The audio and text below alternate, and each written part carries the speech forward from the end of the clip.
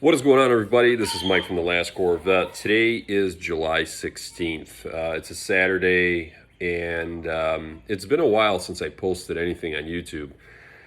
I've been super busy. Work, family, and really everything in between. And I haven't really done much of the C6. Still have the mirrors on. I haven't taken the side mirrors off to take them to the body shop. That's on my to-do list. I'm hoping to get into it next week and actually remove them and then take them to a body shop to get them painted.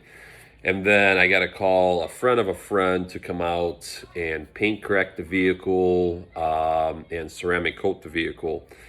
And as far as the vinyl that I have on my roof and the B-pillar, I'm still kind of, I don't know, I'm up in the air if I want to switch to like a black carbon fiber look or just peel it off and go with a natural black on black. I don't know. The vinyl wrap is definitely something that I'm not really worried about at this point, but I definitely want to get the side mirrors painted and get the vehicle paint corrected and ceramic coated again. Yeah, it's been a couple of years, and I had to repaint my rear bumper cover for the second time because some kid decided to, I don't know, it was cool to crash his dirt bike, a little dirt bike that is, into the back of my bumper, and I had scratches all over the place. So,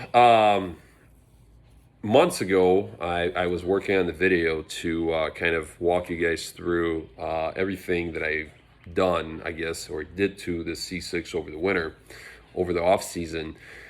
And one of the things that I wanted to do, but just I stopped because we ended up going to Fort Myers, Florida for a week, was the Trick Flow heads and cam package that I got sitting in the garage.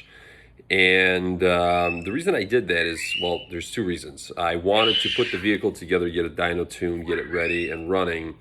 If I would have got into heads and cam, it would have been pretty tough to finish it, especially this summer, because I've been so freaking busy. And when I say busy, work is work, housekeep is housekeep. But it's, we had a newborn, we had a baby, which was obviously expected and planned. But then my wife ended up breaking her foot, ended up having surgery. So I've been kind of playing double duty. Of mother and father, and we also have two other kids, older kids as well. The only thing that's helping right now is obviously it's summer; they're off school, and so I can kind of manage that. At least I don't have to run around between schools and pick them up. But yeah, as far as the C6 goes, it's been on a back burner. I try to drive it any chance I get. Being that it's July, come the 30th of July, I am going to Lapeer Dragway. It's the closest dragway to my house, and it's a test and tune day, and I'm going to run it and see what it does. And obviously, I will post all the slips. Probably make a video. I still need to get a decent suction cup for my setup. I'm gonna bring my GoPro this time, but. As far as the video goes, I was about 80 to 90% done. Then I did a update on my iPhone. Yep, stupid me. I had all the videos in pictures on my iPhone, and I ended up losing like 20% of all the videos, not just Corvette videos and pictures actually. So I'm going to walk you guys through and explain to you guys what I ended up doing to the C6 over the winter. If you look through my channel, you will obviously notice that the major part of this whole project was the fuel pump. And I tried to be, in my amateur ways, as I say, as detailed as possible when it came to reassembly, disassembly, and kind of walking you guys through, even doing a whole video and showing you guys how the crossover pipe connects to the tank outside of the vehicle or removed from the vehicle. But here's where I kind of stopped. So late fall of 2021, I decided to make a couple of runs, as they call them, Mexico back roads or whatever.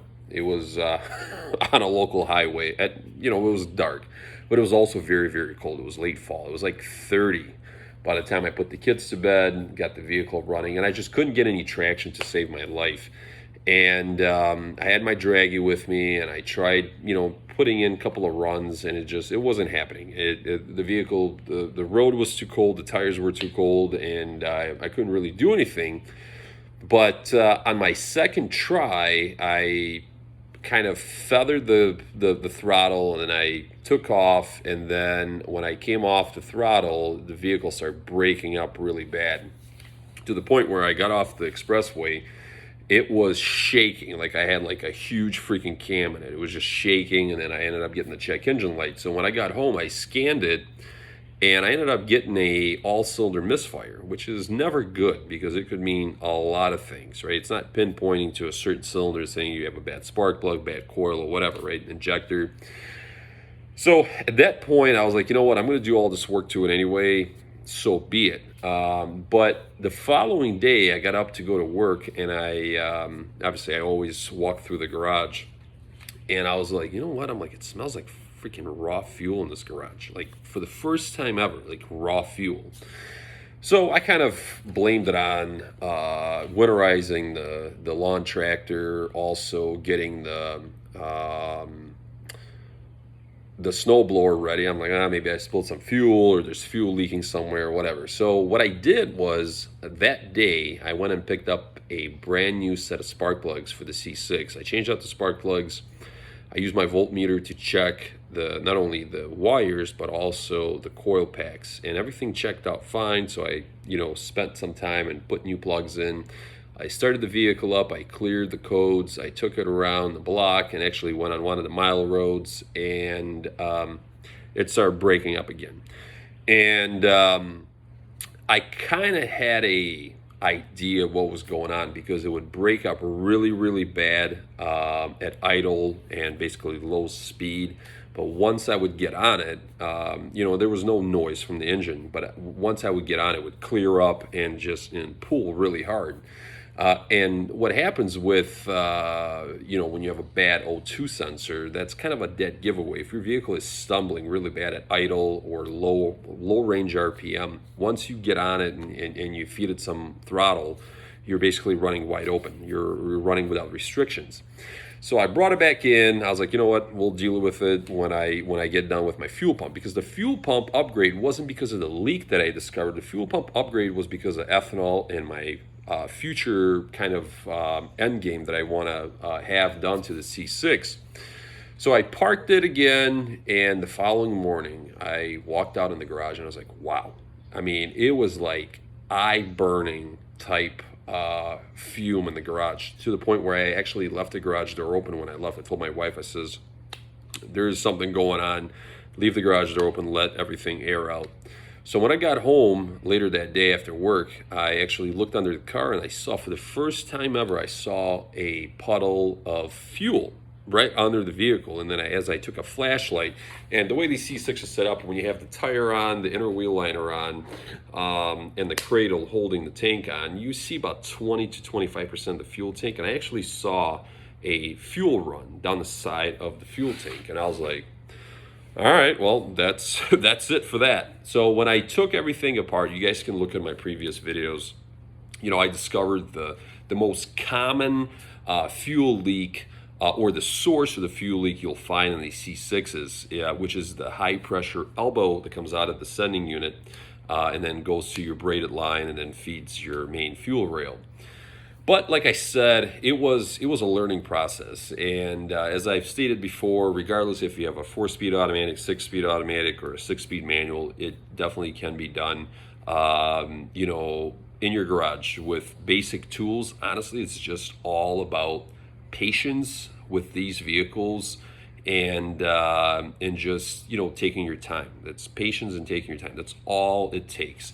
Now, for me, I learned a lot, because when it took me 2 days. Well, when I say 2 days, it took me probably 4 hours in total to drop the tank, which disassembly is always the easy part. Sometimes the reassembly is the hard part, or the easy part, whatever.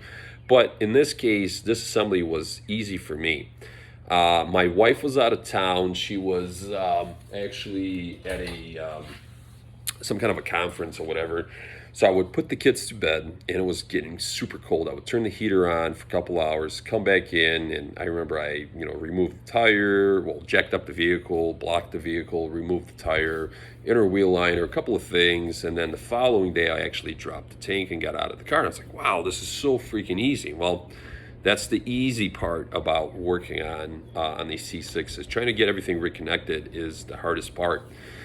So from there, the crazy part about it is this: I purchased all the parts in advance, like almost a month in advance, through a GM dealership, GMOutletParts.com. But as we know, there's a supply chain issue everywhere you look. I work for automotive. I know firsthand, and so it took me from start to finish 3 months. 3 total freaking months to get all the parts that I needed to complete just the fuel pump side. And I ended up sourcing the middle harness that goes from the fuel pump to the body harness. Bought it used, but obviously in great condition. The fuel pump, believe it or not, I ended up buying on eBay. I was so freaking lucky to find a fuel pump, a Z06 fuel pump, matching numbers, OEM, sealed in the freaking AC Delco box, came to my door because I was waiting on dealership, and they just kept pushing out. And what happened is I ended up canceling a bunch of parts. The only thing that I was able to get pretty quick, when I say quick, like 2-3 weeks, was the fuel return line, O-rings, twice. Yes, twice. And what else? I forget now. I think that's about it. Oh, the actual float switch. That I got from the dealership, but the fuel pump, the crossover pipe, I ended up buying a used crossover pipe on eBay. Same with the fuel pump, because I broke one of the sleeves in the driver's side, inside the crossover pipe, that actually locks in the return lines that run along the crossover pipe span to the passenger side tank. So it was a bunch of lessons learned, and like I said, if you look at my videos, I explain a lot, and hopefully it helps folks that have to deal with the same situation. Currently, this vehicle runs amazing. It's running on ethanol right now. I'm at like 73% ethanol, or 74, whatever it is. I'm running an AAM gauge. I'm also running Dash Logic, and the reason I bought Dash Logic is for the future, but Dash Logic tells me, connects with the computer, and I can actually read what the ethanol flex fuel sensor is reading and sending to my ECU. So I don't have it running all the time, just because, remember, when you have OBD2 style gauges, meaning that they plug into the port, you can only pull or run one gauge at a time unless you install a switch, which they sell like harnesses that will split 2 ways, 3 ways with switches, but that's kind of, I don't know, it's kind of junky. So I only use Dash Logic when I need to. I can literally reach in, unplug my AM gauge, plug in the Dash Logic when I'm filling up, and it'll show me the ethanol content. The only reason I do it is because when I run ethanol, I just want to make sure I'm running decent ethanol, and I go to the same gas station, so it's not that bad. But my vehicle is set up as a flex fuel vehicle, like you would if you bought a flex fuel vehicle brand new or used or whatever from the dealership or from the manufacturer. It can auto adjust for 74% ethanol, 80% whatever, or no ethanol at all, and it will run just fine because it's dual maps. It has a pump map and then ethanol map, and that's why the sensor is there. So anyway, once I got done with the fuel pump, it took me, once I got all the parts and dumped the fuel pump in, there was actually one great video that I somehow lost. I had it uploaded onto Instagram. I don't know why I had it on Instagram, and then I was like, oh, I'm gonna put it on YouTube, and somehow I deleted it off Instagram. I lost the video. I guess it's the name of the game. Just losing videos is my thing. But it was a great video because I had the whole tank out of the vehicle with the fuel pump and the float switch, all that stuff in there. And I shoved my camera in there. basically snake camera, inspection camera, and the whole video was basically just showing how the whole unit sits and lives inside the tank, where the float is, how everything is kind of plumbed together. But overall, on a scale of 1 to 10, this job was honestly, this was my first time working on the C6 fuel system. I would probably say it was a decent 7, and the reason I say it's a 7 is because of all the unknowns, and also yes, it's doable, but it's not the most comfortable thing to do when you remove or reinstall, especially the tank. And one of the things that I'm going to point out is most of the videos you're going to find, we'll kind of close out this fuel pump side of things. But one of the most videos you're going to find is people will reuse all of their components, their return lines, and the little tabs will break and they'll just zip tie them in place. And for me, I replaced all of those, and it was also very, very cold. It was winter, and when I tried to do my first reassembly, I got everything in place, evap connected, all that good stuff, right? And I just couldn't get the crossover pipe connected to the tank to save my life. I mean, I just couldn't get it in, and I think part of it was the retainer on the crossover. I didn't realize that it was broken. So when I pulled it all apart, I ended up actually breaking the evap quick connect lock, which you can buy those at any auto parts store. But then I figured out, I'm like, oh, well, my sleeve is busted, so I ended up buying the crossover pipe, and I think I documented that portion pretty well. So, but one of the things you have to do, regardless if it's winter or summer, is you have to grease all the O-rings, grease the end of the crossover pipe, the way everything slides in nice and easy.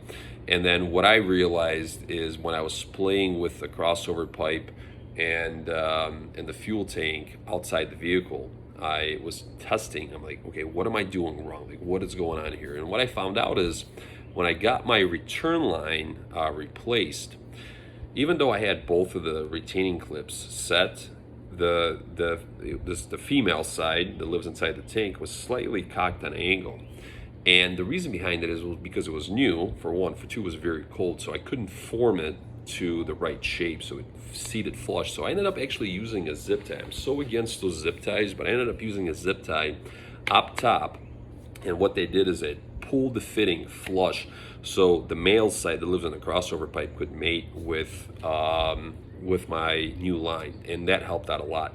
So the second time I went in to put the fuel tank in, I was kind of prepped and ready. I got the whole thing in, and to my surprise, I remember it like it was yesterday, right? It just slipped right in, and I was able to twist lock it to the point where I was like, did I just break something again, or was it that easy? But of course, if you reuse the parts, which I don't recommend, it'll go back together a lot easier, for sure, 100%. Just because everything is lined up, everything is soft and kind of finds its own center and center. So anyway, so when I got the fuel tank back in, I was pretty excited. Obviously, both tanks were empty.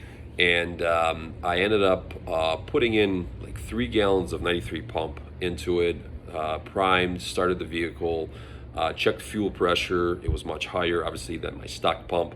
I think it was like 62 PSI or something like that.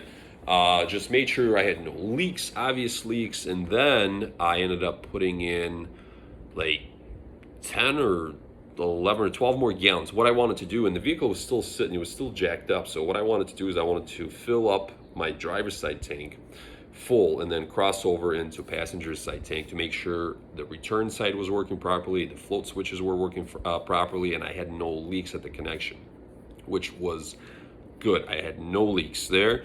Once I kind of, figured that out, right, and tested everything out, I was able to reassemble the wheel liner, put the harness back in, and put the vehicle on all fours.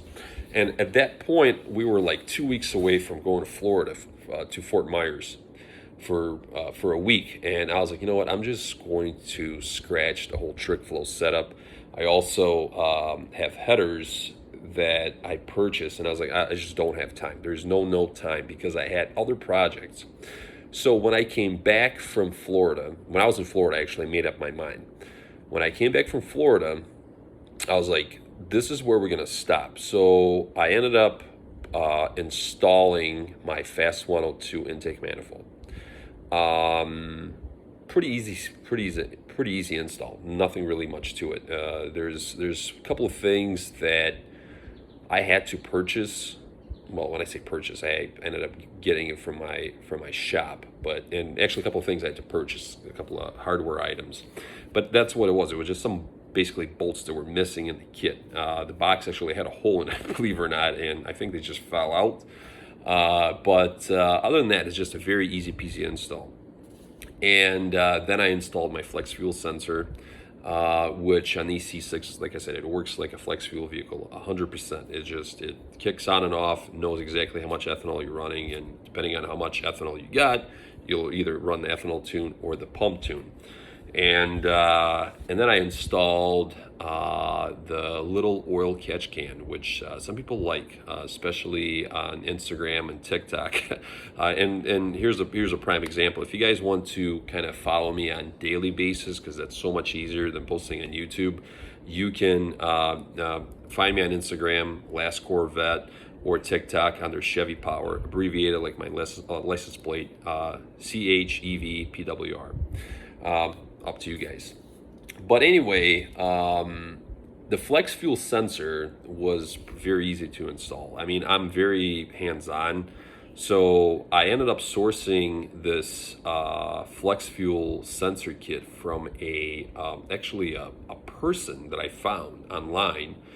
And that's what he does. He makes these kits. Now, all these flex fuel sensors, they're all Continental. They're all GM Continental sensors. Doesn't matter if you're running a GM, Ford, Chrysler, or Stellantis, a European or Asian vehicle. They're all, if you want to read your ethanol content, if you're running ethanol, you're going to use that sensor because it's so easy to plug and play as a standalone type sensor, meaning that you have just a standalone gauge to read your ethanol content, and you have a E85 tune for say, or E80 tune, or if you have a vehicle like this where you actually send an input wire to your ECU, it receives it, and then you can have multiple maps running and auto adjusting.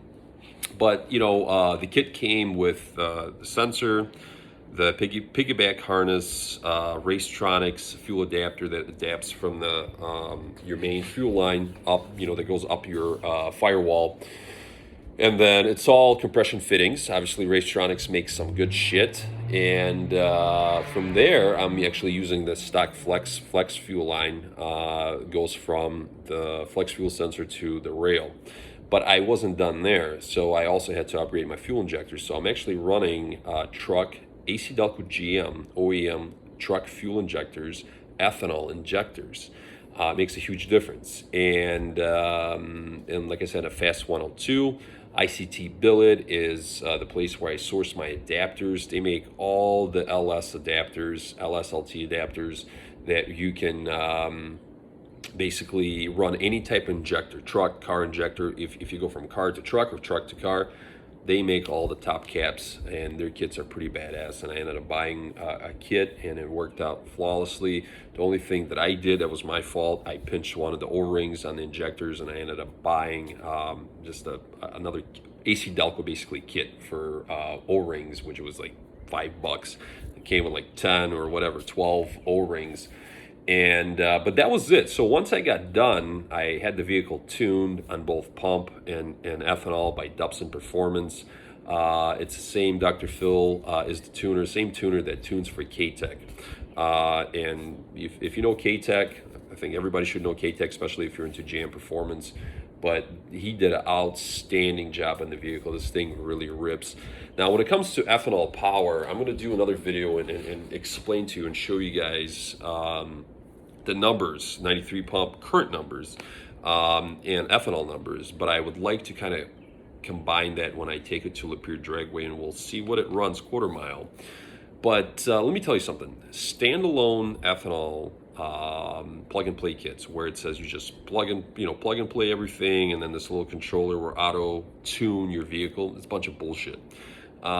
This tuner is no joke, and what he told me is this: on a naturally aspirated, which that's what I got. I don't have a turbo, or I'm not running any boost. On a naturally aspirated vehicle, if you're tuned properly on 93 pump, your horsepower gains are going to be very minimal. Like for me, it was like 8 horsepower, I think. The torque is where you're going to see a huge jump. And torque is what gets you off the line, gets you going. Obviously, horsepower is kind of what gets you over the line. But that was very, very true. And my setup is very unique because you don't see too many naturally aspirated performance cars running ethanol. You just don't. Most of them will just run 93 pump. Some of the old schools will run alcohol or whatever, pretty much like ethanol. But it's in newer vehicles, late model vehicles, you don't see it unless you're running boost, because that's my end goal. That's my end result, is to put boost to it, and that's where you're going to see ethanol actually shine with the timing and really getting the gains. But yeah, at the end of the day, I'm very happy with the build. I also got the wheels on the vehicle. I purchased some wheels. I got away from the stock wheels that I had on it. I ended up getting some satin black wheels. Also got the valve covers as well. I think I posted videos on those. They're Holley Tall LS valve covers with the coil packs relocated on top of the valve cover, which I had everything apart anyway. So when I put everything back, I had to just kind of tidy up the harness side. You know, it's not a big deal. It's just, it's very, very, if you're in tune with your car, if you're in tune with your hands, it's not that hard to do. And I just kind of laid in all the wires nice, and it looks really good. If you guys want, like I said, go to Instagram and check it out. The engine compartment really cleaned up really nice, because I hate the pancake style valve covers that are found in these LSs. Even the LTs suck. And the Holley black, satin black car, satin black wheels, I think it just kind of flows pretty well. But that's about it, you know. With the ported heads, stock ported heads, baby cam that I got in this thing, it did really, really well in the dyno. And then this off season, when I do the trick flow heads and cam, and I'm going to a 114 LSA. But I'm going to retain the drivability and the reliability that I always shoot for, because I'm going to keep the stock torque converter. I'm not switching over to a stall or anything like that, because I don't want that slop. And I just want it to drive normal. And I'm not, my end goal with this vehicle, guys, I've always said, is like 6 to 650 to the tire, and that's it. I don't want to go above. There's no need to. Even the horsepower that I'm pushing right now, which is in the 400s to the tire, it's way more than you need for the street or the drag. And we're going to find out when I go to Lapeer what it does. But the next video, guys, is going to be of me running in Lapeer in a couple of weeks here. And I will also reveal the horsepower numbers, both on pump 85. Once again, I apologize for being away. I apologize for not making this great video showing you guys all the components. But I'm going to try my best when my wife gets better and I kind of get my groove and my flow going to reestablish the car content. And of course, this upcoming off season, we'll dig in and I'll do a decent video sets of doing heads and cam on this vehicle. Talk to you guys later. Enjoy your weekend.